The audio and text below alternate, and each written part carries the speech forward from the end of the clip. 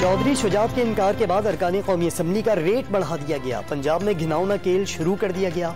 रुकन असम्बली मसूद चौधरी 40 करोड़ लेकर तुर्की चले गए। फवाद चौधरी का राना सनाउल्लाह और अता तारड़ को गिरफ्तार करने का मुतालबा।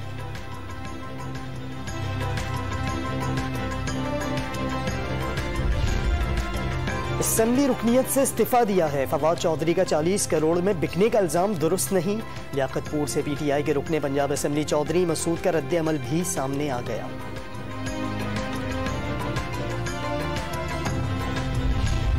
लीगी रुकन पंजाब असम्बली इलियास चन्योटी ने भी परवेज इलाही और उनके साहबजादे मोनिस इलाही पर 10 करोड़ की ऑफर देने का इल्जाम लगा दिया।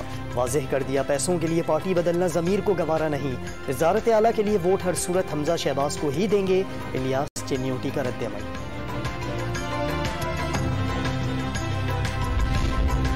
पंजाब की वज़ारत आला के इंतखाब के लिए मुबैना हॉर्स ट्रेडिंग के खिलाफ लाहौर के लिबर्टी चौक में तहरीक इंसाफ का एहतजाज। अवाम की बड़ी तादाद में शिरकत। नून लीग और पीपल्स पार्टी के खिलाफ नारे।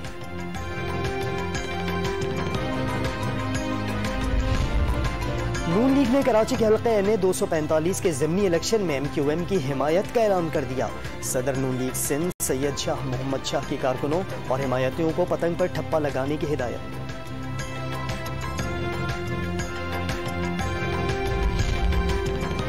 पीपल्स पार्टी रहनुमा असफा भुट्टो का हैदराबाद के मुख्तलिफ इलाकों का दौरा। 24 जुलाई के बल्दियाती इंतखाबात में पीपल्स पार्टी के उम्मीदवारों को कामयाब बनाए।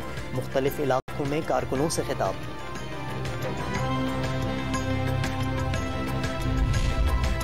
और तेल और अशियाए खुरोनोश का दरामदी बिल में 64% इजाफा। दरामदी बिल 32 अरब 32 करोड़ डॉलर हो गया। आलमी महंगाई और रुपए की कदर में गिरावट दरामदी बिल में इजाफे की वजह करार।